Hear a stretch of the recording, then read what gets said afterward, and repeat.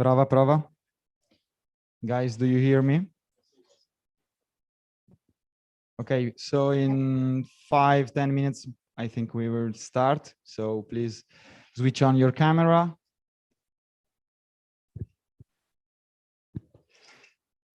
You are pleased to wear headphones.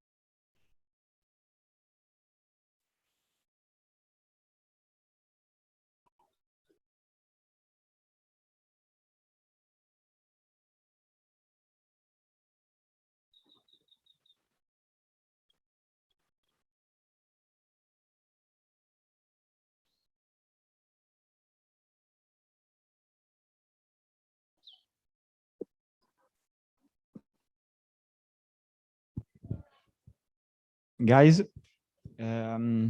speaking of you who are already connected in the chat room, I would like to introduce yourself before your speech. So if you'd like to text me in the chat a few words about you, maybe about your campaign or your city or something that you would like to highlight. So you can just write us a few words, and I will use them to present you, to introduce you.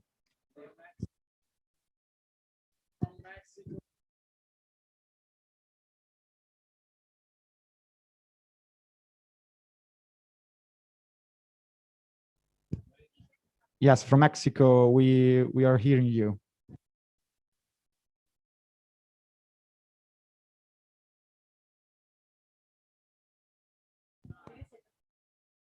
Everyone is hearing good.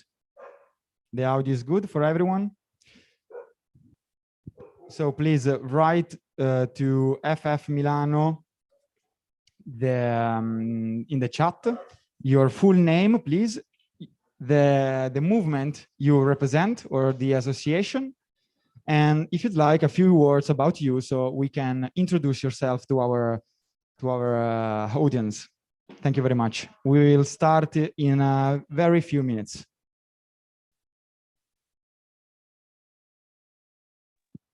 No sé si alguien necesita una traducción en español, pero los compañeros están preguntando es de escribir algo en la chat directamente a FFF Milan para introducir como tres líneas para presentar cómo quieren ser presentados a la asamblea.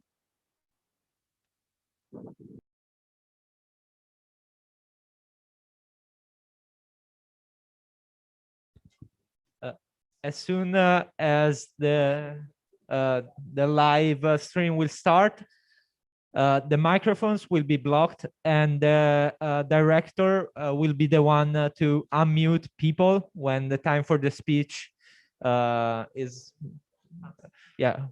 the time for the speech comes. And we'll text you in the chat when it's your turn, like a little bit before then, so you can prepare, and we'll unmute you when it's your turn. And thank you for the patience and for being here today.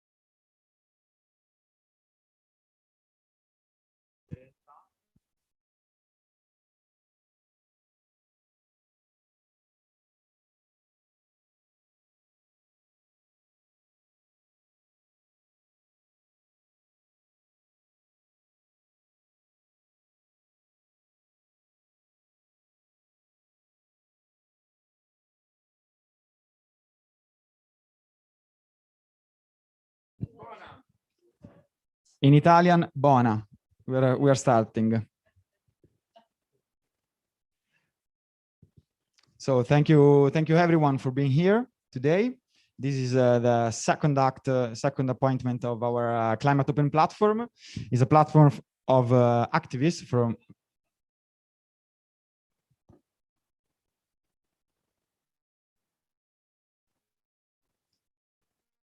Do you hear me?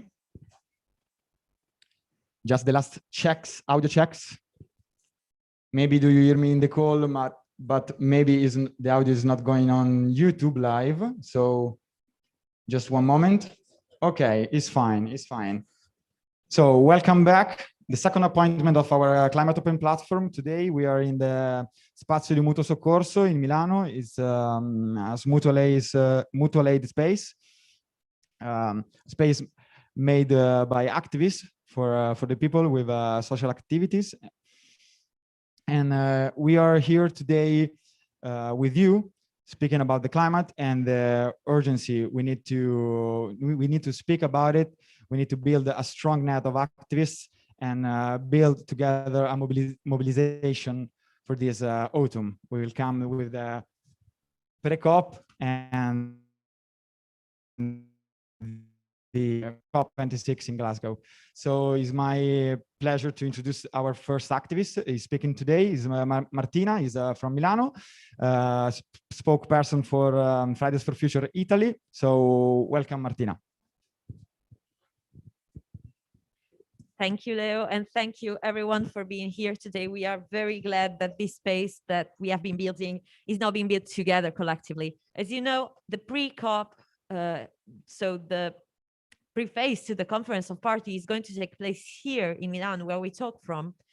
And therefore, we have tried to start building this space that is going to be actually built together. We're going to do a collective construction. We started with the first act of the Climate Open platform, and now we will continue today.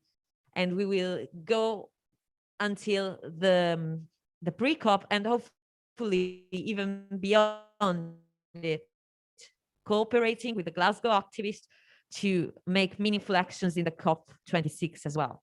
So whereas the COPs are closed summits based on hierarchy with predefined topics, we are doing things differently, showing that collective construction and inclusion in climate decisions are not only achievable and necessary, but also our best option to overcome the climate crisis. Today, we will explore more local issues, and we will see how every case of violation, of oppression and destruction is connected to one another across the world, across our nations, and therefore, we need to understand this together and spread the word. We need to stay united and ready this autumn's event. We need to do our best because this COP is really our leaders' last chance to face the climate emergency collectively. However, most of all, we must be prepared to insufficient commitments. We cannot rely on the COPs to produce sensible and scientifically sound decisions. We must rely on us, on our collective strength, and be there to make our voices heard, MAPA voices heard, to fight for climate justice before, during, and after COP26. No matter how insufficient their decision will be, we will be there. Thank you, everyone. And I leave the floor to Nicola. Hi, everybody. I'm Nicola, an activist from Fridays for Future Milan and from the Climate Open platform.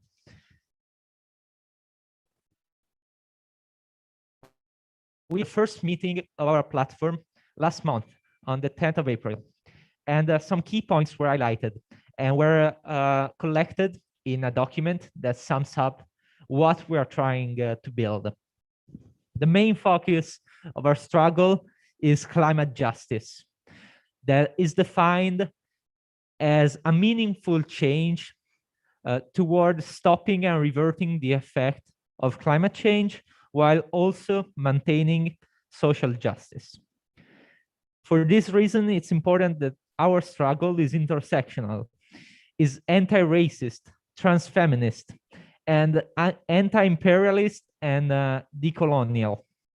We need to take into account the responsibilities of different countries and companies towards the climate crisis, and act toward a fair and equitable transition that takes those responsibilities into account and provides retribution and redistribution of wealth, resources, and well-being towards those who were most exploited or affected by the climate crisis.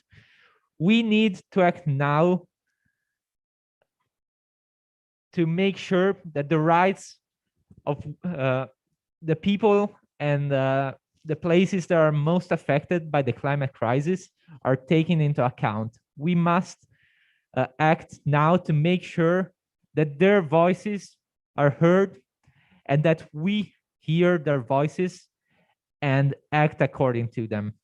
We also need to make sure that our struggle is scientific, that follows the evidence provided to us by science. In particular, we need to stop the system that prioritizes profit, production, and consumption over the well-being of our planet and our people. We know for a fact now that the system of production and consumption and the use of fossil fuels is one of the main causes of the climate crisis. And this needs to change now. We also know that the climate crisis is probably the most important threat to human life on our planet, and is also connected to any, if not all, the main threats and events that change completely the way we live on our planet, including the pandemic and all the disasters we have experienced in the last decades. So we wrote this document highlighting the main points, and we hope that it could be discussed together and collectively, and all those who are participating today can add their own contribution and sign this document to make sure that we build together our politics and our practice before and towards the meetings that will be held in Milan and Glasgow, and also after them. Now I leave the floor to Andrea, who is also an activist from Milan. Thank you. Hello, everybody. I'm Andrea from Fridays for Future Milan and the Climate Open platform. And right now, I'd like to discuss with you our proposal for some initiative we would like to build together on the days of youth and pre-COP this year. So after Nicola spoke and talked about the document we are writing together, we have to ask ourselves, what else can we do? Are we really able to make it on the conference of parties and change the reality just with documents and petition? Are declaration of emergency and statements from politics really enough? We don't think so. We believe that a strong analysis must go along with a strong, powerful, and concrete action to the streets of Milan and cities all around the globe to show the world and the governments that we represent a whole generation who needs to be heard. We need to show the world that promises aren't enough, that we need real political action and that we need it now. We need to show the world that measures like the institution of a ministry for ecological transition are not enough to solve the climate crisis, especially if that ministry decides to give any enormous amounts of money and power. Now the governments must take their own responsibilities. So we have been asking for this for more than 2 years, and still nothing has happened. Nothing has changed. We keep receiving only empty promises. It is time to act, to occupy the streets again with the people we are able to touch and move. We have truly little time to make a change, so the only way to fasten this process is to put mediatic and political pressure on the governments, and in particular on the parties present at the pre-conference of parties. In Fridays for Future, you know, this practice is no news. For the pandemic, millions of people were on the streets with us, and we want to do the same during the days of the pre-COP on the 1st and the 2nd of October, in a safe way, considering the pandemic emergency we are still living today. In order to be ready for those intense days, we need a strong plan and coordination among all the environmentalist movements and associations to be able to influence the decisions that will be made. So we conclude our introduction asking you to take part in the planning and organization of actions and demonstrations that are needed. If we want to make it real, we need an eco-social forum similar to the one in Naples that must be able to coordinate different initiatives such as actions, strikes, assemblies, and debates organized by different movements of the climate justice movement and by the Climate Open Platform during the days before of pre-COP and youth COP in October. Last but not least, we need a strong coordination on social network and media communication. We need to start speaking to people. So that's why we already created the Climate Open Platform social media pages. And we are asking you to contribute directly, posting and creating initiatives. So now we would like you to ask if you have any proposals to do about the social media communication. We must be doing through the next months from now on. So to put it simply, we are here to ask you your political opinion on the document we have created and how to make that document, the manifesto of the Climate Open Platform, capable of collecting many environmentalist and social organization movements all around the world to cooperate together on these important international dates. And after that, we're asking you, are you in? Do you want to be part of the organization of those strikes on the 1st and 2nd of October this year? So we propose you to start with assemblies and working groups in the next weeks to organize specifically these demonstrations. And if you are an international group, we're also asking you, are you coming in Milan? Or if not, are you going to organize strikes and other initiatives in your cities, cooperating with us on those important days to make pressure on the political institutions? So now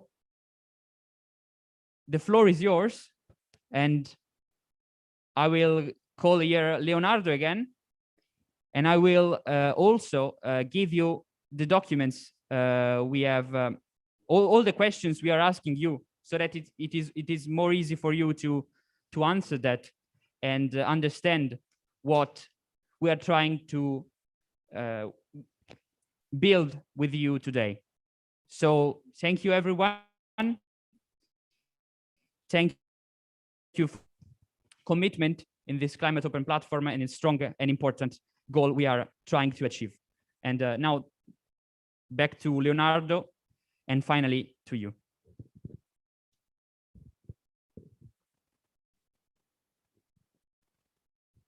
Thank you, guys. Thank you, guys, for your speeches. And now, due to your speeches, we know the situation and the context. We can start with the first guest. So I will leave the floor to Fridays for Future Chile activist. He's being here today with us. So Lirit Brignardello is an activist for Chile.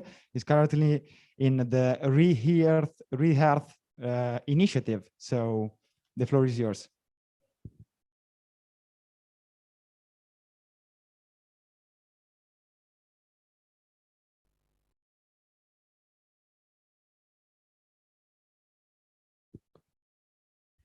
Lirit.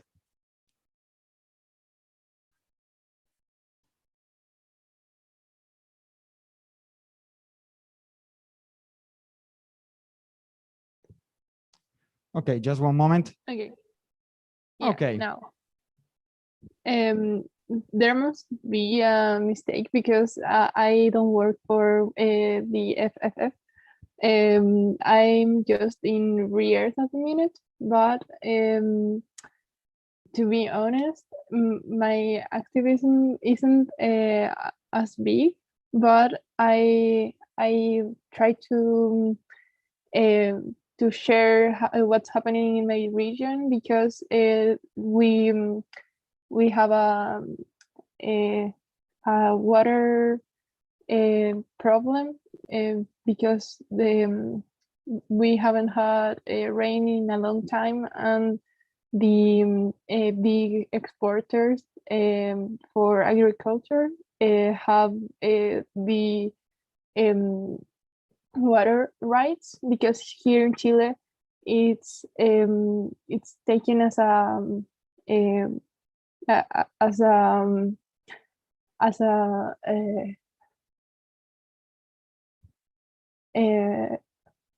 as something that people buy water, and it isn't a common right for everyone.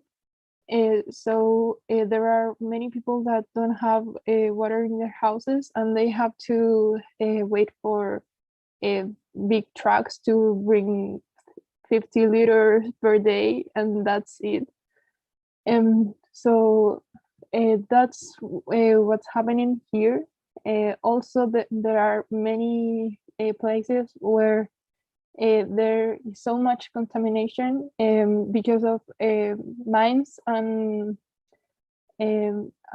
big industries, and each day the climate, the environment is worsening.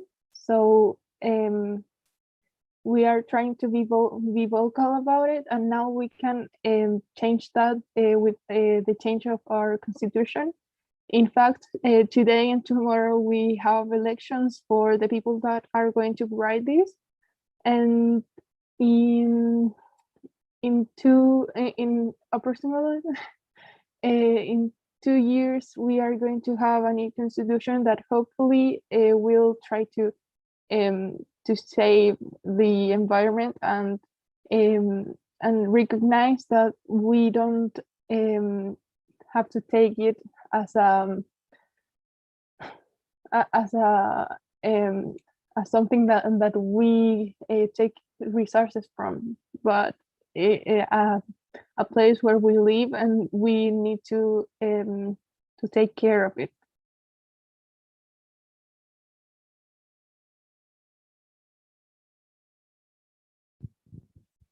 Thank you very much, Lirit, for your speech. So next activist, the next person I would like to leave the floor, to leave the microphone, is Anna. Anna Federica is a girl, an activist from Ravenna, Italia. Ravenna is a city where any build their structures and their work. So Anna is a promoter, is the promoter of the protest against Eni. Eni is the Italian company for oil and gas. And so it's my pleasure to introduce you. So the floor is yours.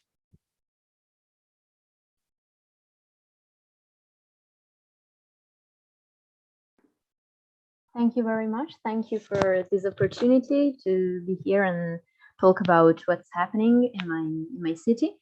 So as you said, Eni is an oil and gas company, which is also in which also the Italian government shares some stakes. So it's also funded by the Italian government. Sorry, and it's a very big company and a very polluting company. I think we have all heard about those 100 companies that contribute to the 70% of the pollution, of global pollution.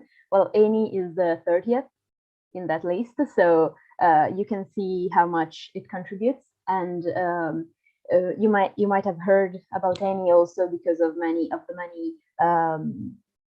instances of exploitation that it has. It has. Sorry, I am. I'm missing the word, but the many instances of exploitation are all around the world, of the people around the world and of the environment around the world. Eni is just a very terrible company and organization that's contributing to the worsening of our world, I would say. And particularly in Ravenna, it's a very big presence, a huge presence, because since the 1950s, because off our coast we have a deposit of hydrocarbons, and so from the very start of its existence, Eni has been very interested in getting those hydrocarbons, and it's been actually giving a lot of work to and a lot of jobs to the people of Ravenna, but we are paying a very high price. We are paying with our health and our lives, because obviously Eni pollutes a lot with its processes, and our area of the world is one of the most polluted in all of Europe. So obviously, yes, Eni kind of contributed to our economic stability, you could say, but it's been very, very hard to convince people that that there are downsides to this, that we are risking our health, and not only that, but the health of all of the world and of the environment and our future.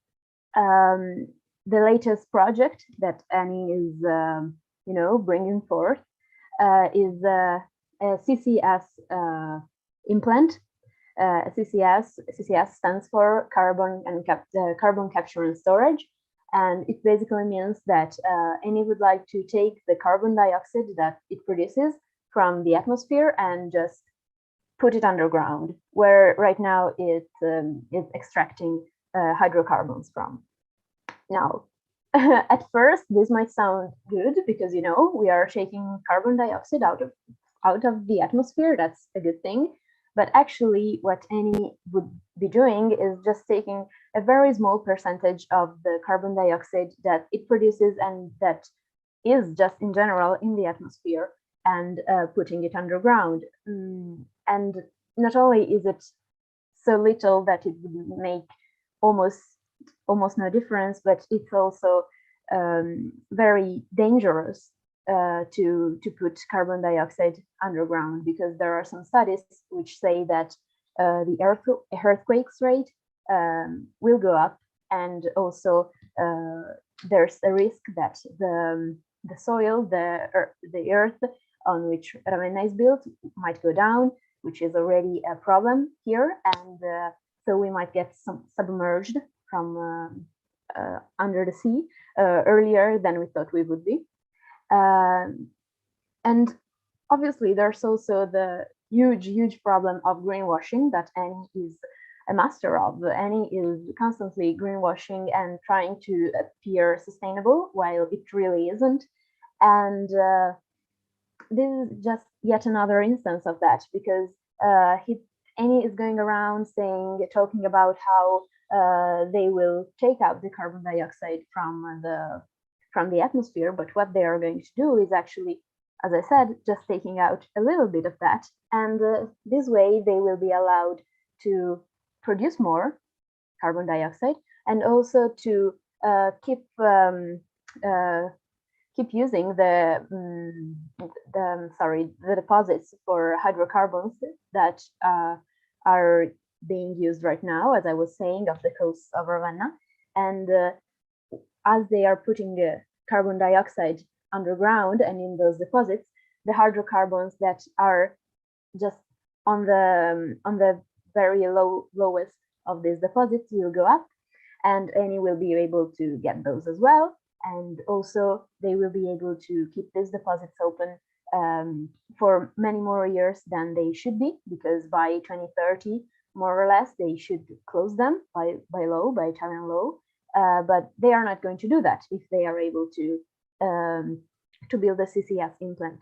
And not only that, but obviously this is going to cost a lot of money. They are trying to get European funding or at least like Italian government funding for this project, but it would cost just an irrational amount of money, which should be used, should be put towards renewable energies, solar energies, or eolic energies, or all of those good, great stuff that we all love.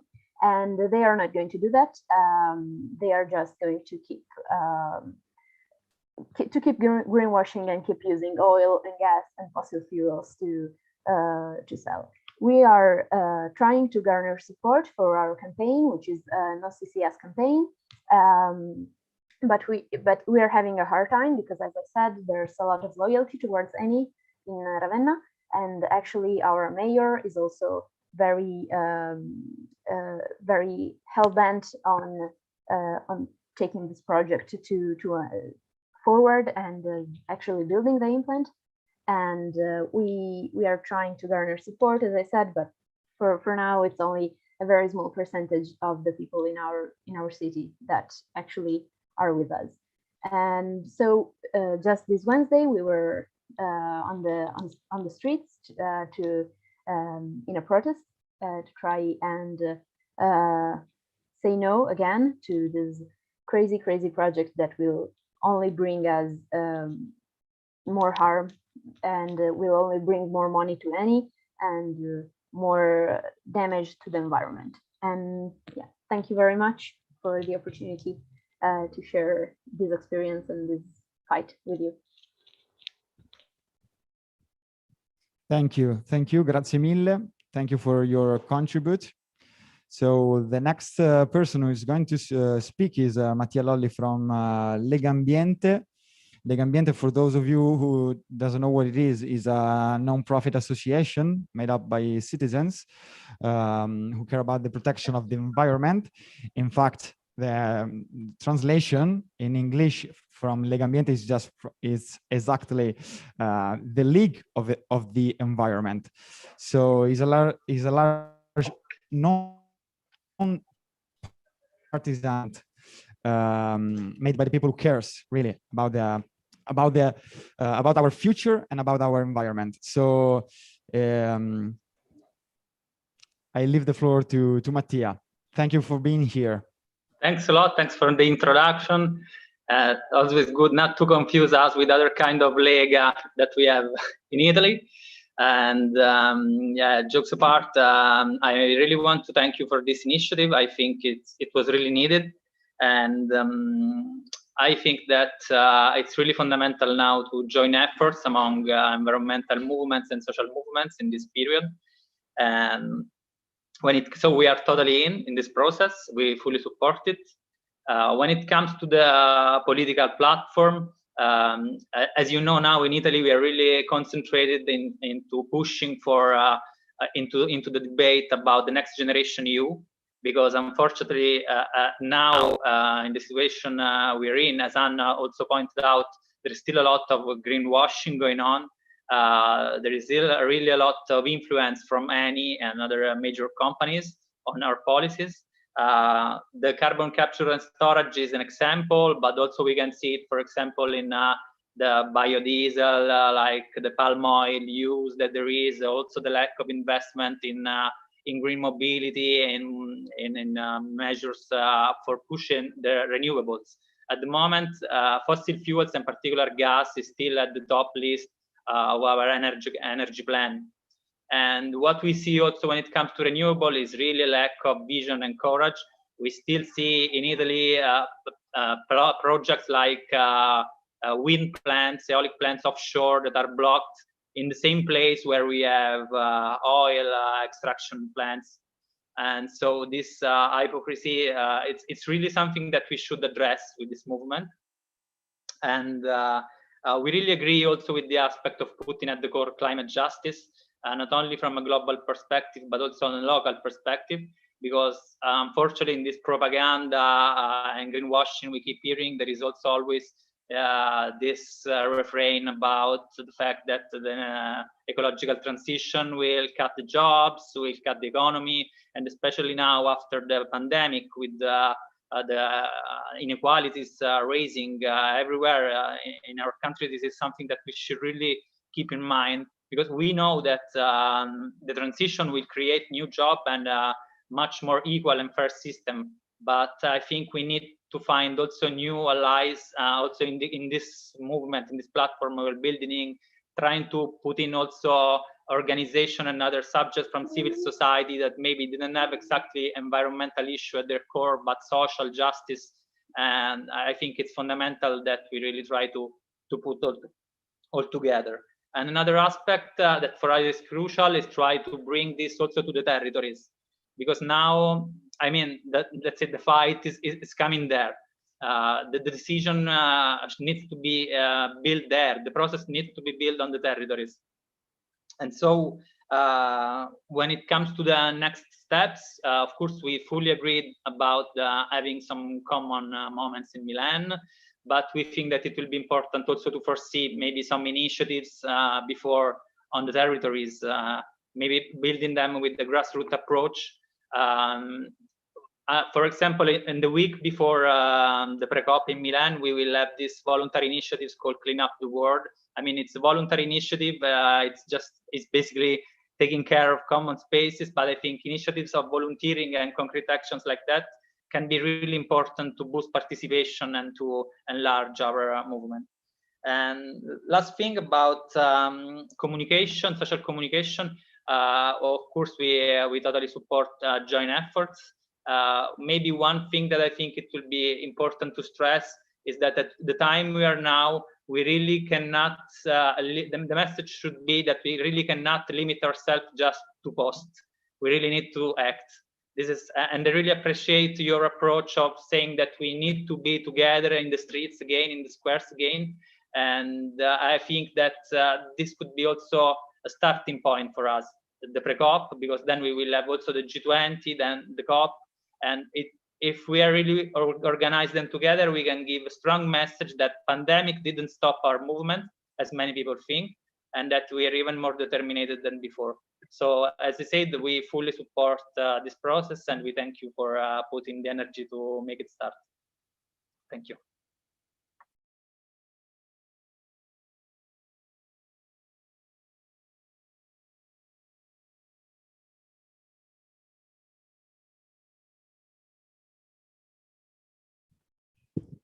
Okay, everyone. Thank you, Mattia. Thank you very much for your contribute. I really share your speech, the things you have brought here today. So the next person who's speaking today should be Filippo Sestito from Arci Cultural and Social Promotion Association. Arci is an association made up hundreds and thousands of members, and many association clubs and houses of people and mutual aid societies throughout Italy. So, Filippo? But, sorry, because I don't see Filippo anymore in the Zoom room, so maybe I will pass to another one. Okay, so the next one is Michela Spina from Napoli. She's an activist from Fridays for Future Napoli, and it's my pleasure to introduce her. So Martina, the floor is yours. Martina, sorry, Michela. It's okay, thank you. Okay, can you hear me? Okay, well, thank you. We will try to join you to come to the appointment, to the next appointment. We will try, and thank you for this day, for the occasion.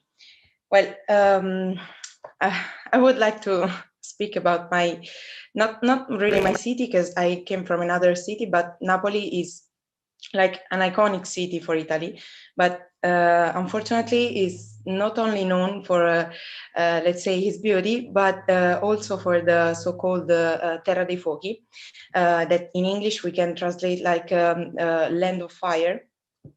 And it is an expression that defines a vast area that devastated by political neglects and the collaborative silence with the local mafia.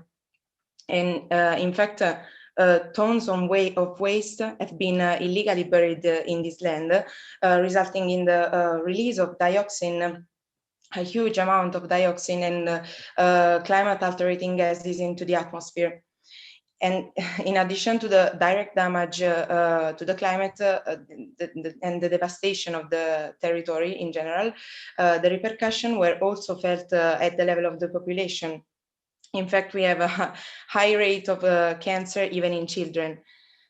And let's say we don't have only this problem, but in the political language today we can hear like a modified language, a language that tries to point to the ecological transition, but actually is empty rhetoric without content. And in Campania, we are constantly fighting against it, and against waste incinerators, or against the methane and gas plants. Today we had a manifestation this morning, and we were happy because it was like we were waiting for this moment for long, so it was good. Let's say this region has always been exploited, and in this year in Naples we will be host of one of the most important summit with COP, the G20, and the table that we will host will be dedicated to the climate and the environment. And we find really ironic that a city battered by environmental biocide is the host of a summit whose themes has never touched to the political class of our region to the slightest. But luckily, we in Naples, we have always seen active citizenship in defense of the territory. So beyond Fridays, we have dozens of organizations fighting for the climate crisis and for people, because climate crisis translates to social crisis. So we will not be silenced, and we are tired to the constant silence, to the detriment not only for the territory but also for the population. And we think that the intersectional way, both for the G20 and the COP, it's really important, and we have to participate like people, like movement, like association, like everything we can, because now we need a real change of the course toward a different, let's say, production system. So we're in.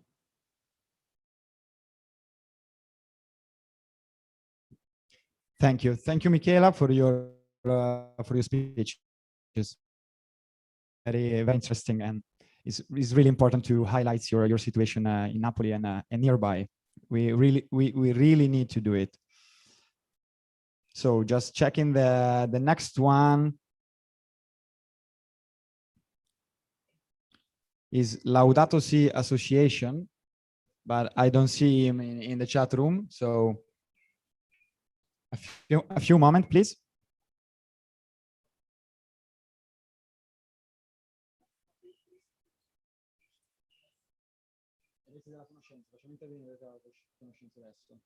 Se no al prossimo. Intanto improvviso.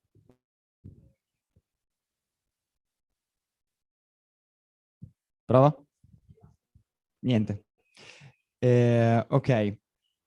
So we are missing another guest again. It's a mystery today for us, but we will move on. The show must go on.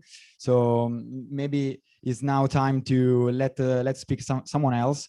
I will move the microphone to Leonardo from XR Milano. If XR Extinction Rebellion, for those of you who are listening who doesn't know this movement, is a movement really similar to us, and we share a lot of principle with them. So it's really important and crucial and significant for all the movements to reach together to a solution and build this very important net of activists and associations. So please, Leonardo, the floor is yours. Yes, thank you. As you say, we are a very similar movements. So I'll focus only on the contribution that we can bring to this platform. So because as you say, the principles and the points that you have made in the documents are shared with us. So we as a group in Milan are trying to organize a climate camp in the days in the same days of the pre-COP, and it is a camp open to all who wants to participate, and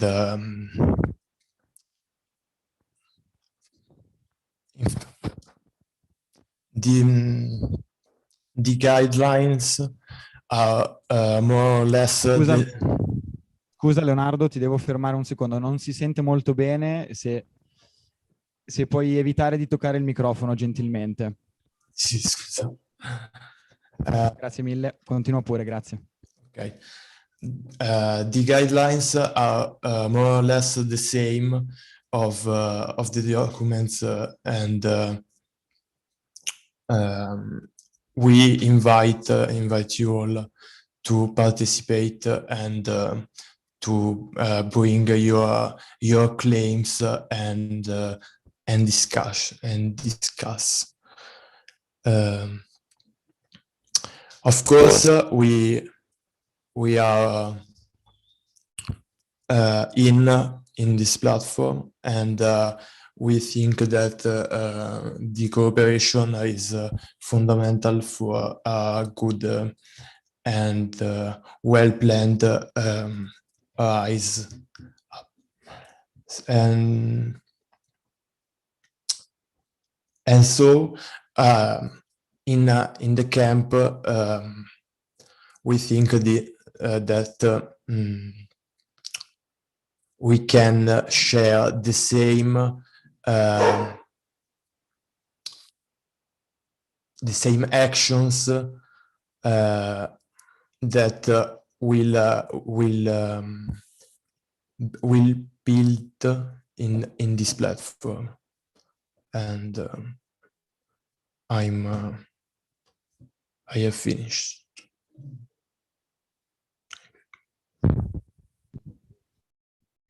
Grazie Leonardo. Thank you very much for your speech. So the next one is a live speech here. Is speaking Arianna. Arianna is an activist from Rete della Conoscenza, so in English is the knowledge of the sorry, the net of the knowledge. So is a movement, is an association made by students for the knowledge.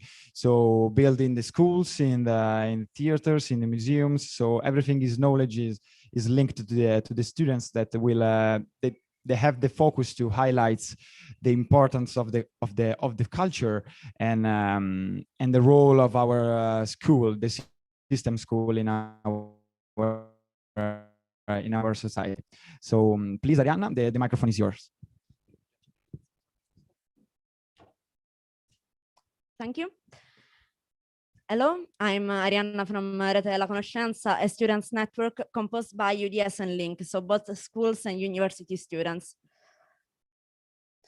First of all, thanks for these initiatives and for efforts you are doing towards the pre-COP. We are facing multiple crises, and that's why we need the systemic answers. This is the moment to truly think global and not local, making everyone aware that climate crisis isn't something far away from us and from our everyday life. We also have to make people know that we are not all on the same boat. We have enemies, and those enemies are corporations that pollute and exploit, are companies like Eni that continue with the greenwashing while destroying territories, and those governments when they choose to stand with this corporation despite of acting against the climate emergency. Schools and universities may have a really important role in facing climate crisis because we think it is from free knowledge and public research that we can change the production model and the system. That's why we fight every day against privates in schools and university, especially when they are companies like Eni, Leonardo, or association like Confindustria.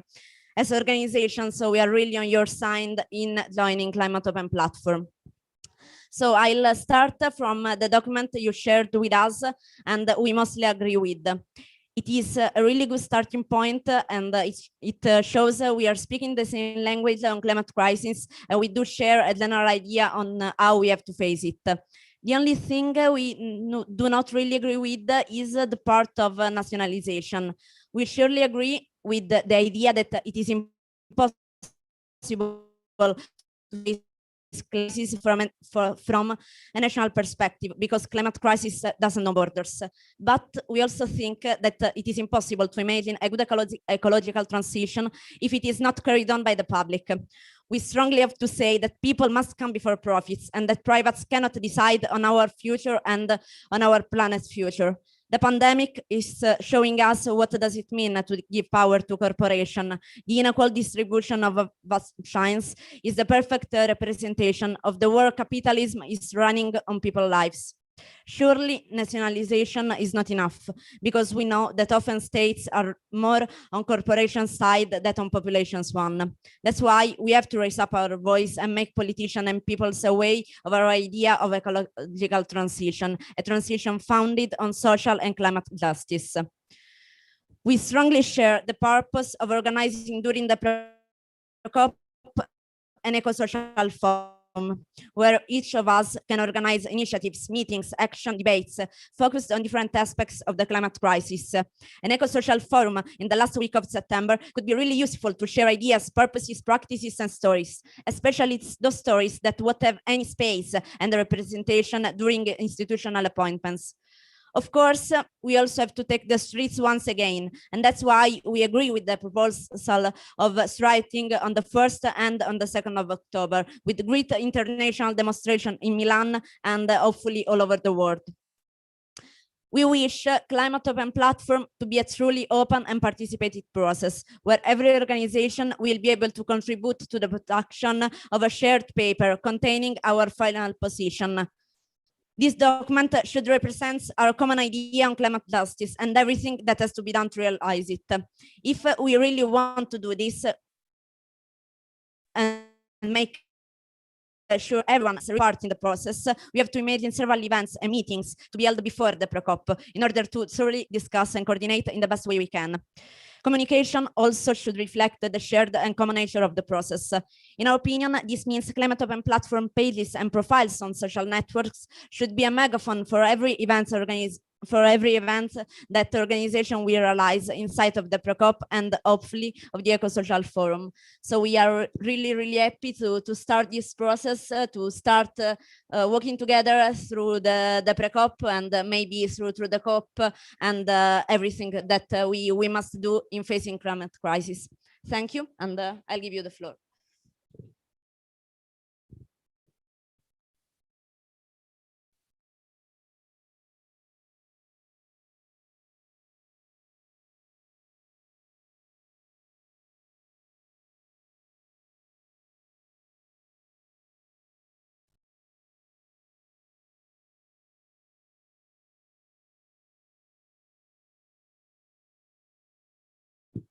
Okay.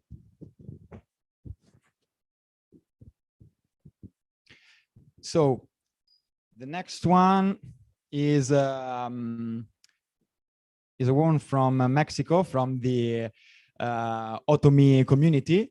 Is a Zapatista community. It's called Pueblos Unidos, Pueblos Zapatistas Unidos por el agua y contra la buena font.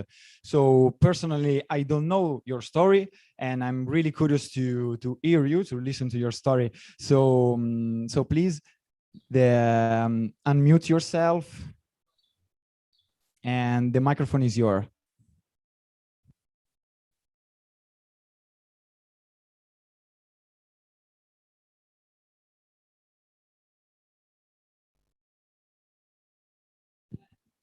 Pueblos Unidos, are you connected, please?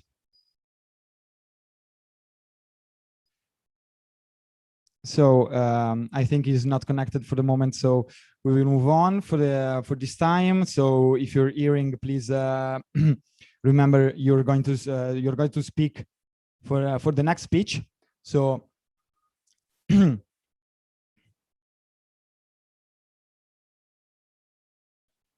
so Foxy Roma.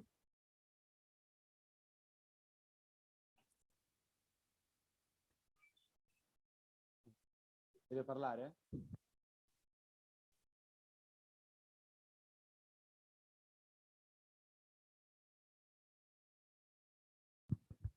Sorry guys, scusate tutti quanti per le attese. Non è rispettata, quindi improvvisiamo un pochino, è il bello della diretta. And sorry for the little sentence in Italian. I just taking my time. Okay, so I'm saying the activist from Pueblos Unidos is connected. So if you're hearing me, please, it's time for you to speak.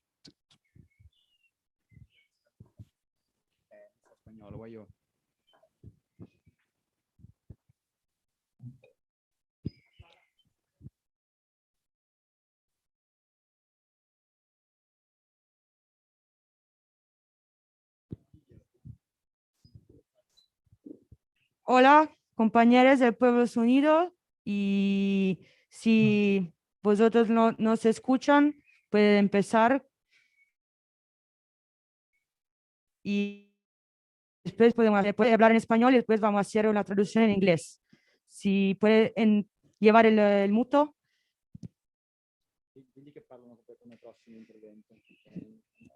Si no, bueno, vamos a hacer la próxima, después en otro intervento. No, ahora hay. Bueno. Lleva el muto en el mic. ¿Sí me escuchan? Sí. Si puedes estar más cerca del micrófono, por favor. Más cerca del micrófono, pero...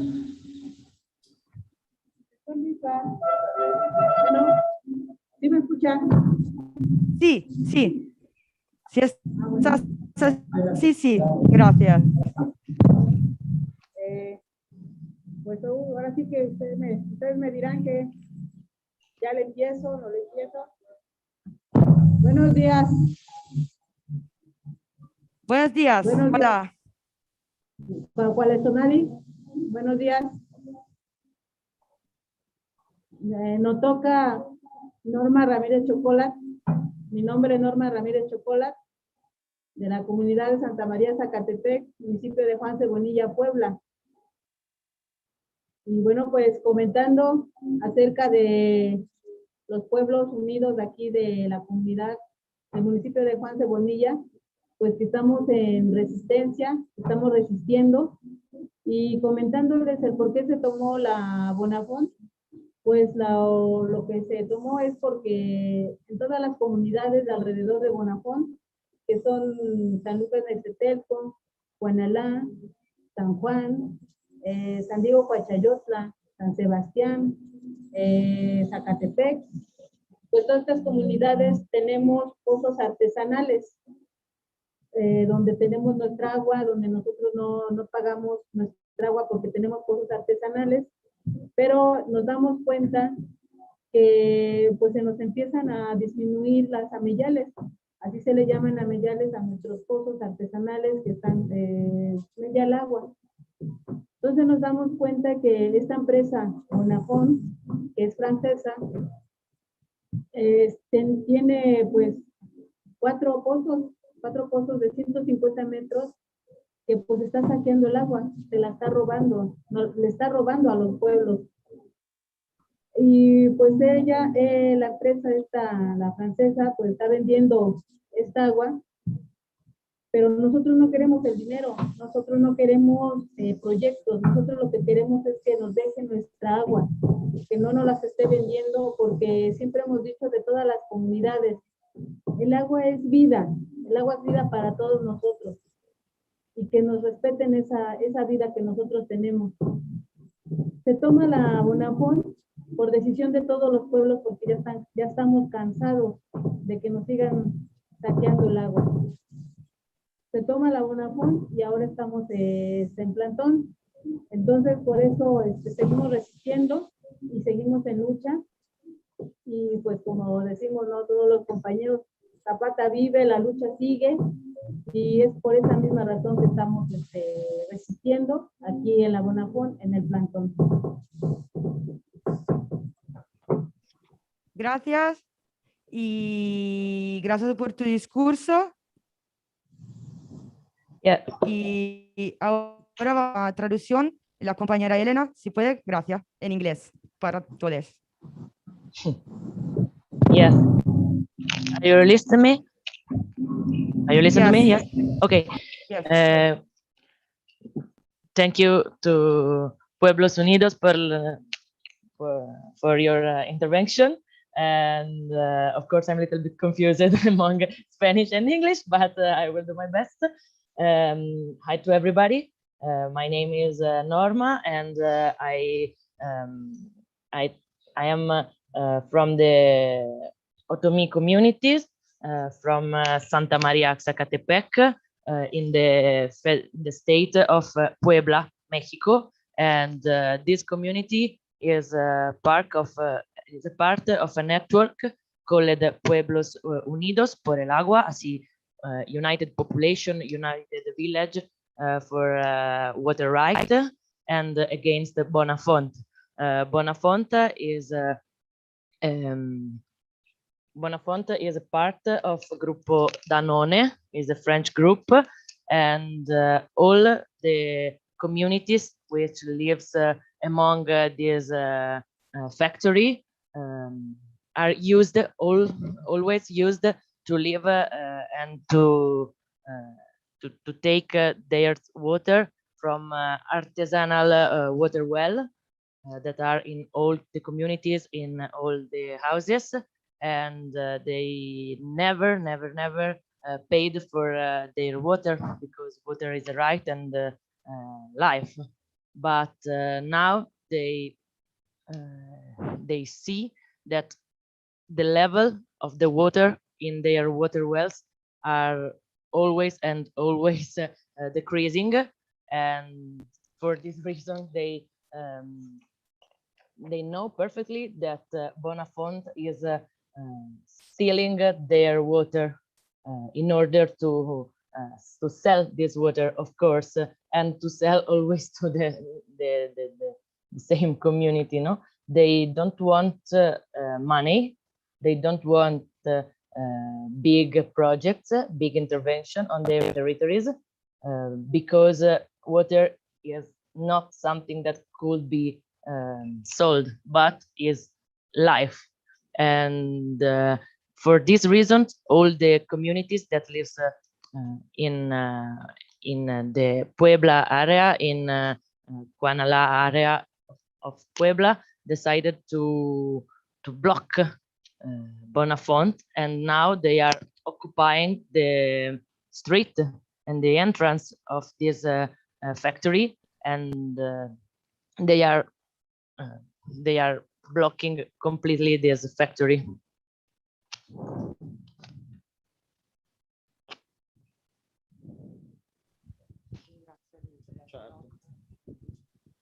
Hi, here I am. I come back. So thank you very much. Thank you for your fight, and thank you for being here, telling us your story is really important. And thank you very much. So the next one. So we lost the Zapatist caravan here in Italy. So keep in touch with everyone. So the next one. Okay, no, so I have just a notification. I would like to read you from Foxiv. So hello everyone, I don't have a good connection and I can follow you at times, but at the end of September they are organizing a camp here in Milan for boys and girls on the theme of climate and climate migration, but they're absolutely interested in meeting during this path to the pre-COP and the Youth for Climate Summit here in Milan. So we have just notified, and we are pleased anyway for you for being here, except for your connection, but it's okay. And just a second, please. I would like to introduce this time Aurora from Chile, if you're ready to start. Yeah, I'm ready. So I personally don't know you, but if you can introduce yourself for us who doesn't know you. Thank you very much. Yes, of course. Well, hello, I'm Aurora Carrasco. I am 17 years old and I'm from Chile. Right now I'm doing online activism in Re-Earth organization. So yeah, that's where I'm doing my part. As I said, I'm from Chile, and you know, we have a little bit of issues too with the water crisis, because more than 65% of the population doesn't have the right to have that free source. So there's a lot of people that don't have access to that, and there's people that are taking that from them. So I would really like to put that in manifest, because it's a right, so they can take that from the people. And also air contamination, it is also a huge issue, because in the north and the south there are huge industries that are contaminating without any respect for the people or the environment. So yeah, the animals too are suffering there. So yeah, as I said, I really like to put that in perspective in COP, pre-COP, and all of these events, and change hopefully the legal aspects of that. So that we need, and I claim, a guaranteed, sustainable, intersectional, healthy, and trustable future. We have to stick together and fight for our rights. I'm incredibly pleased and thankful for this opportunity that can change politics and save millions of important lives. So I hope that our petitions come true and continue to battle for justice, peace, and equality. Thank you.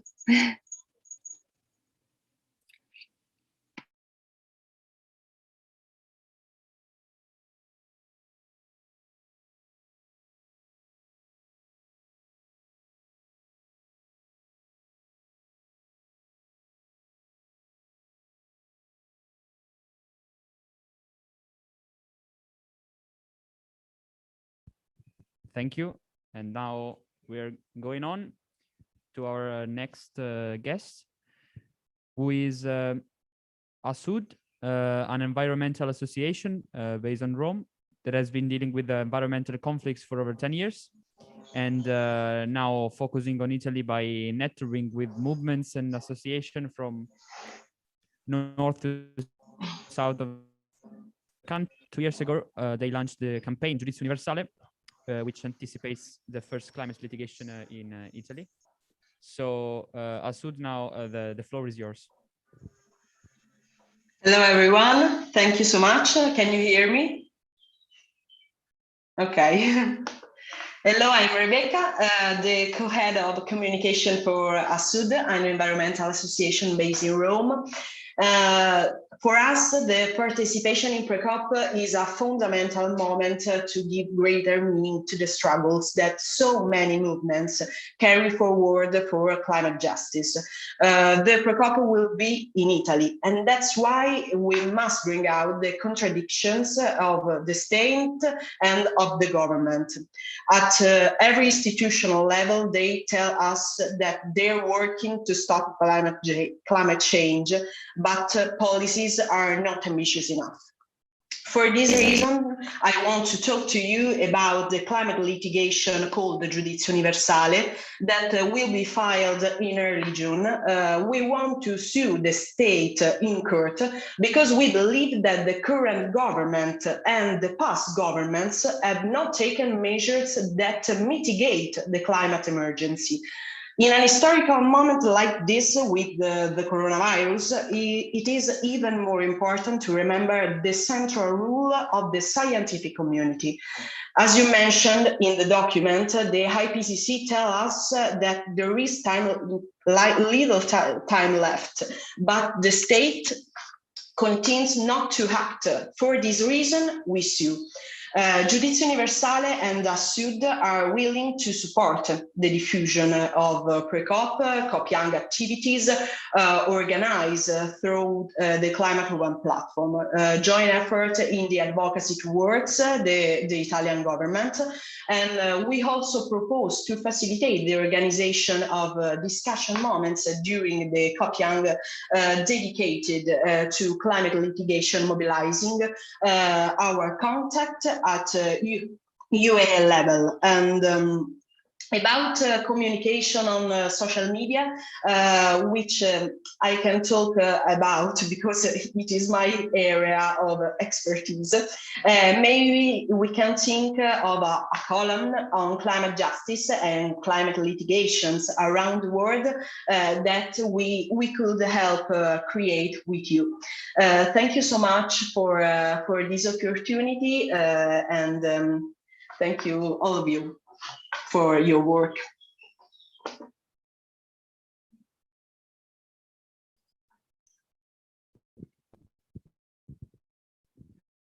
Thank you, Rebecca. And now going on with another local environmental group, which is Statale Impatto Zero, and which is dealing with Climate Fest, a festival that will take place here in Milan. So, Michele, if you want to speak, the floor is yours. Yeah, sure. Thank you for inviting me. Now, as you said, I'm working on Climate Fest, and that's the most important reason I'm here. Because basically the Climate Fest is an environmentalist festival which involves more than 30 associations, which will take place in the first weekend of June. And I'm here basically because it was proposed that the next meeting of the Climate Open platform take place at the Climate Fest. And I'm here basically to say that you're absolutely welcome to do so. Not perhaps during the main discussion on the COP26, because that's already kind of planned, but there is ample space in the beginning of the afternoon, Italian time, of course. So basically, say 3 p.m. to 5 p.m. or 3 p.m. to 5:30 p.m. That we can host you either on Saturday or on Sunday. That's for you to decide. And we'd be very glad to have you there. So that's the first thing. Second issue, it has been mentioned already by Leonardo, because he works with that too. Milan associations, environmentalist associations, have created a network to work towards the pre-COP26. It's a bit of a pity that the Climate Open Platform and this network did not manage to proceed together, but that's done now, so doesn't matter. We be conscious that this network exists. I don't think the two things will ever merge. They're already on different paths, and it's right that they keep on going.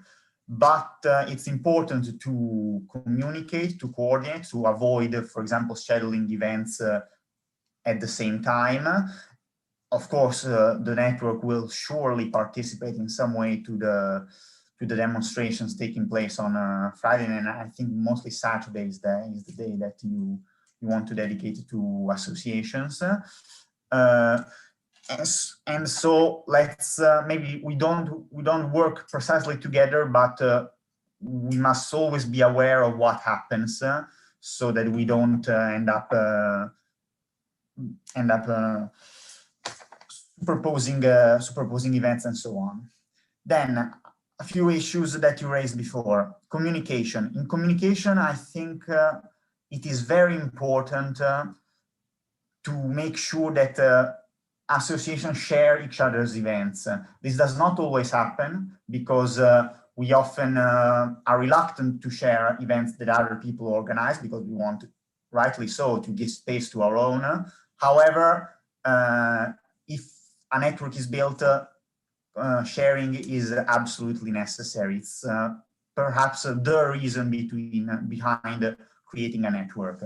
So it is very important to be available, to be willing to share other associations' events, and that, of course, again, is related also to the collaboration with the COP26 network here in Milan.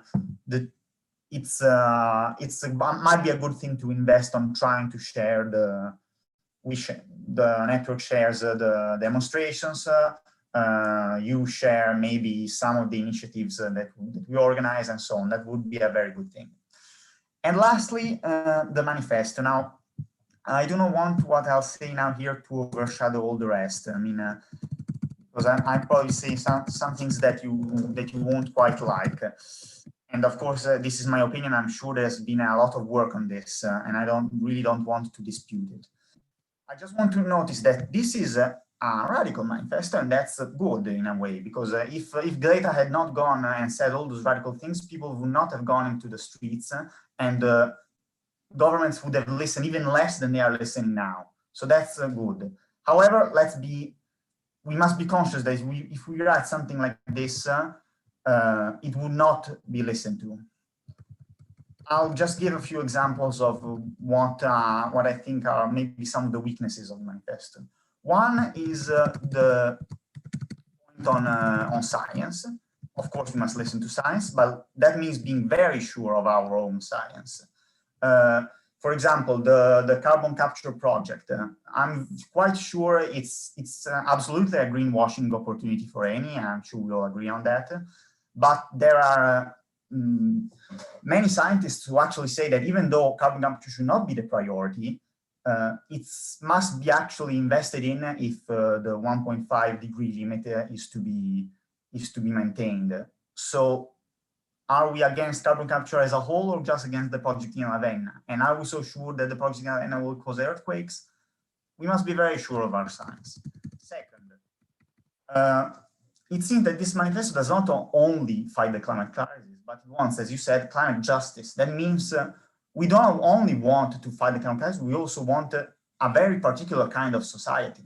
Again, absolutely understandable, but let's look at the main actors in the climate crisis. One is China, the biggest emitter of greenhouse gases. China is not a democratic country. There is no respect of human rights there. And then there are the United States, who are now taking the lead, and they are the most imperialist power of them all. Can we truly expect such a manifesto to be heard by this sort of entities? I'd say no. But at the same time, can we actually afford to do without them, to ignore what their contribution to the resolution of the climate crisis? I don't think so. They are the most powerful, so they need to act, and they will not act based on such a manifesto which speaks about a society very different from the society that they conceive. So we must be aware. I'm not saying we should suppress the parts of the documents that are controversial, but we must be aware of how far such a document can go.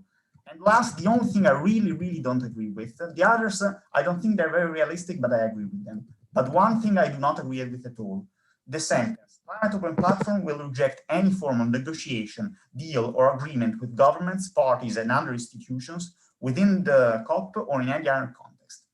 I cannot agree with this. It's a contradiction of terms. So we are talking about the Paris Agreement, which was an agreement between with governments, and we want the government to take a decision, but then we speak about never agreeing with them.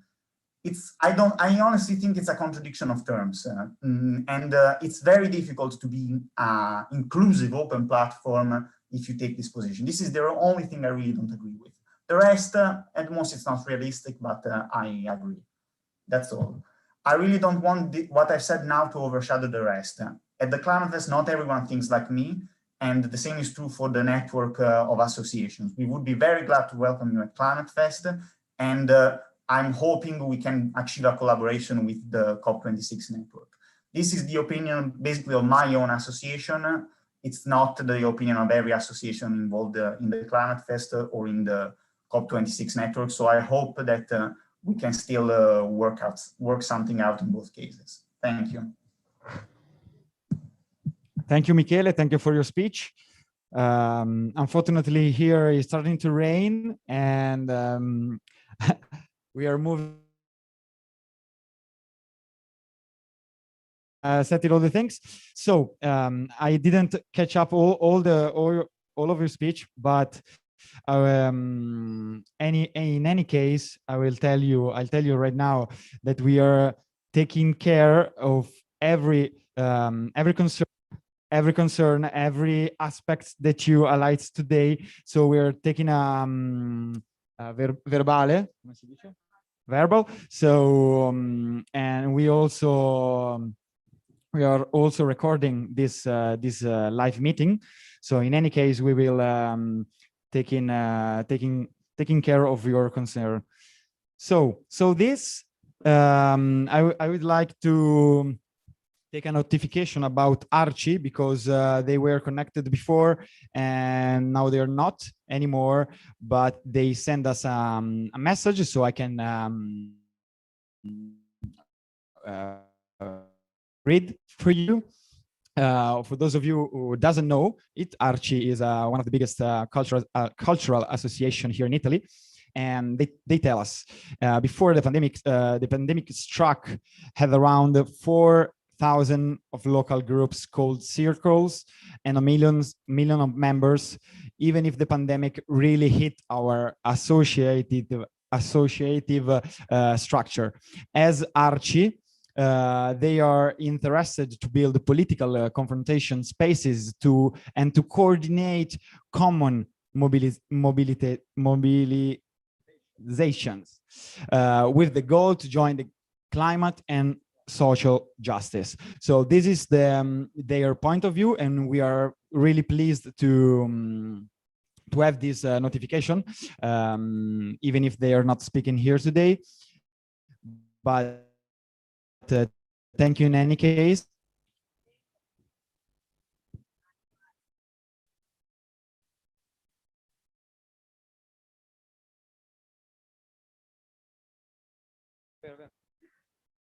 Okay, so sorry for waiting.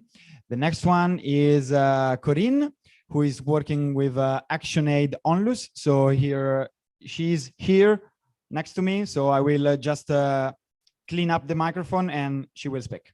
Thank you.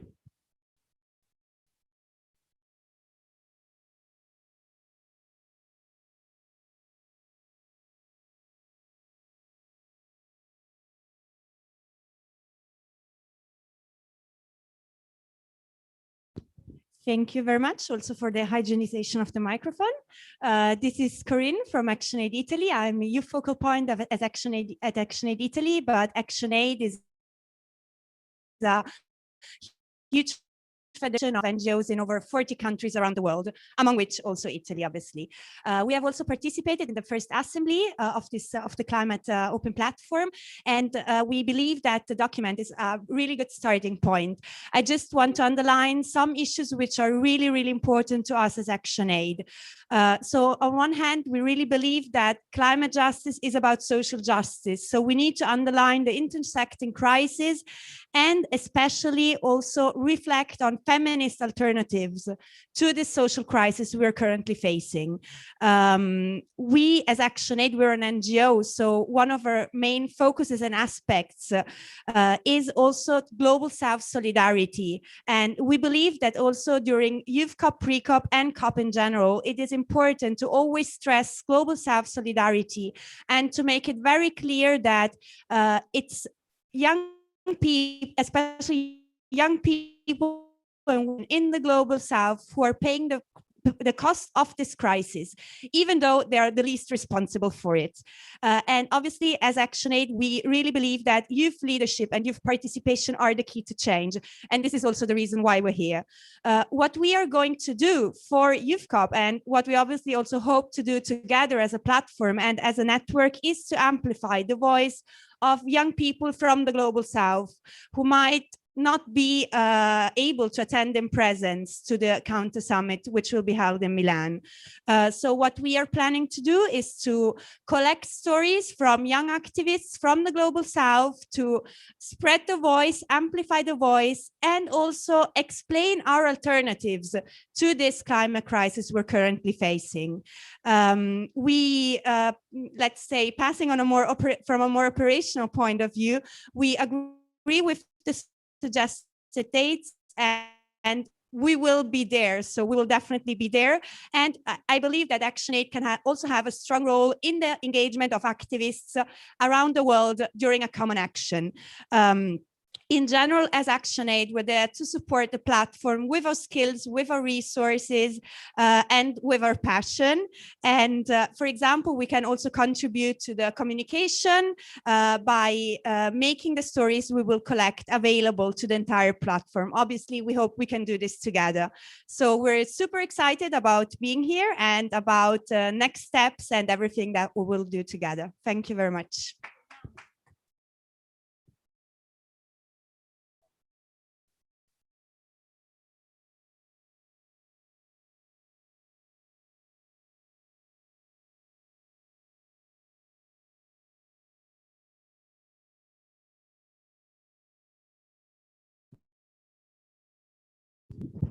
Okay, the microphone is COVID-free.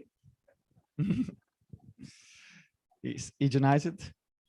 So thank you for your speech, Corinne. Thank you very much. So now it's time for FIOM. It's here. Just a few moments, please. It's another live speech from Spazio di Mutuo Soccorso here in Milan.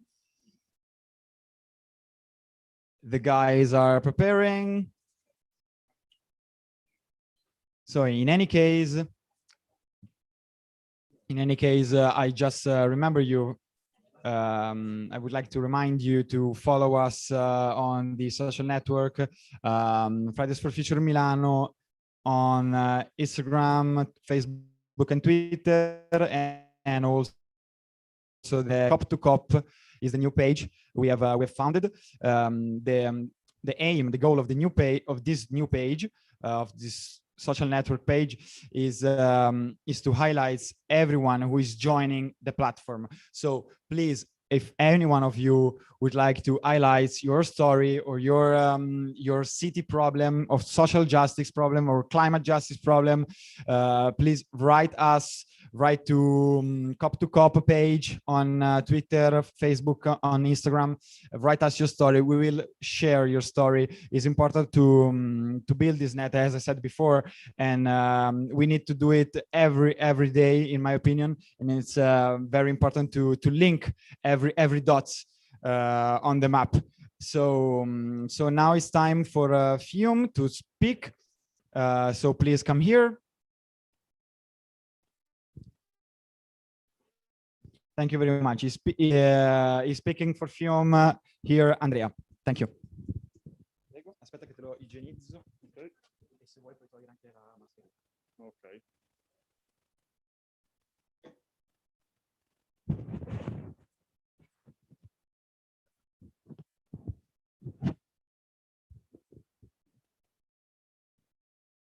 Hello, everyone. I'm Andrea from FIOM CGIL Milano, and I am here to communicate the adhesion of Roberta Turri, the secretary, and the whole organization. We have been participating from the beginning in all climate strikes of the past years, asking for a fast and rightful ecological transition of the economy.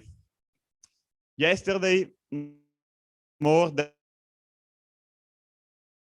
in front of Economy Ministry, asking for the ecological transition of Taranto factory, shouting now or never. We consider unacceptable that corporation ecological transition is conducted despite the workers suffers. The privatization of Ilva factory has only worsened the environmental impact of the greater steel mill of Europe. Private has only thought about increasing profit, attending any industrial and environmental plan. And that's why in Taranto city, more and more people crisis. State-controlled corporation also should be radically transformed. For example, in Italy, I can think of Enel, Eni. The many projects to reconvert the current coal-fired power plant and the needs of a real reconversion, not involving other fossil fuel as gas. I think that should follow the example of the Civitavecchia plant, where union and the ecological movement together are going to in the street and strike. With the CGIL and CES, the European Union, we will with you this September and October in Milan.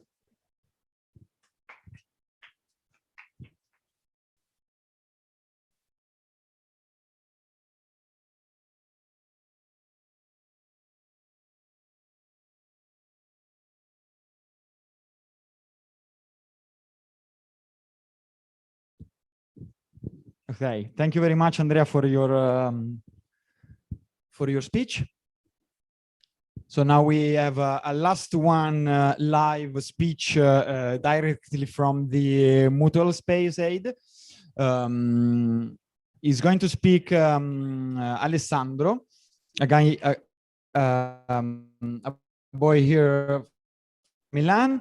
He is speaking as an activist from Priorità, alla Scuola, so priority to the school in English. So this movement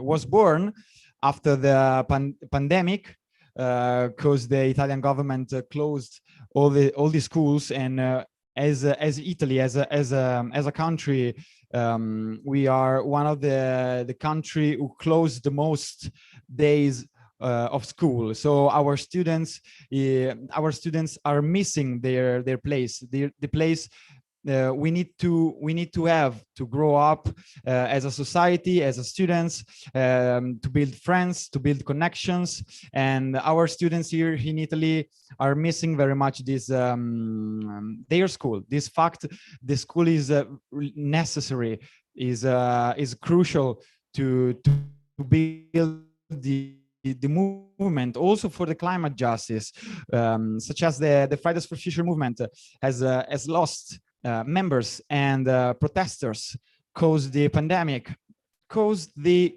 closure of the schools, because the students don't have anymore the space to aggregate, to meet each other, to speak about the actual problem of our society. So this was just my introduction, but I would like to listen to Alessandro. So please, Alessandro, come here, and the floor is yours.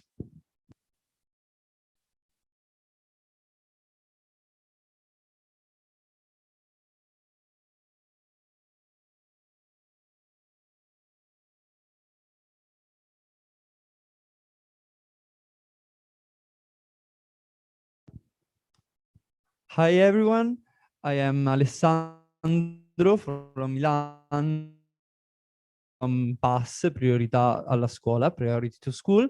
We are a movement of students and teachers and parents that since a pair of years we have been mobilizing ourselves to try to think to another way of making school in Italy and in the world. We want a school that puts students in the middle, and a school that is able to give all students the instruments to recreate a new and better world. A new and better world passes surely through a real ecological transition, and so we in these years have requested this ecological transition in our schools.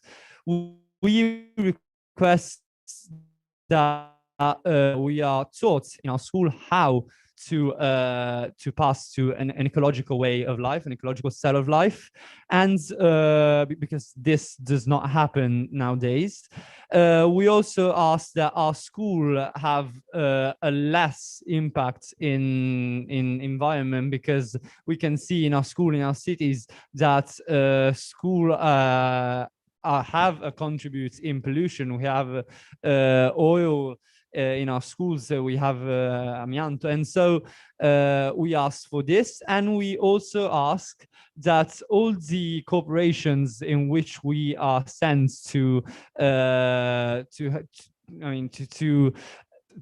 make some efforts.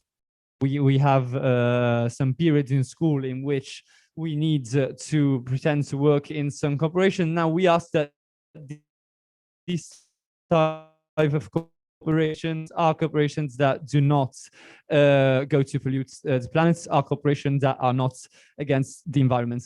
In conclusion, I would say that environmental problem is a problem of school, of students, and of teachers, and we absolutely need to fight this thing. In the school that we want, there is no space for environmental problems. We want a school that is that thinks about the planet and that puts the future of his students in the first place. Thank you.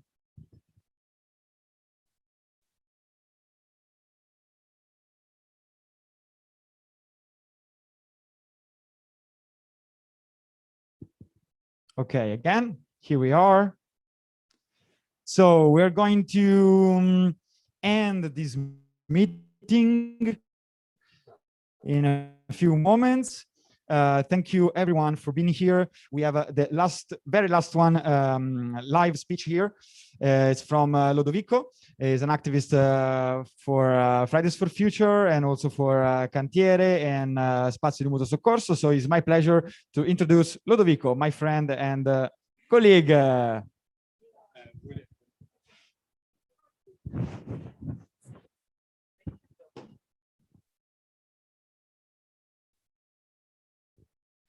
Thank you, Leo.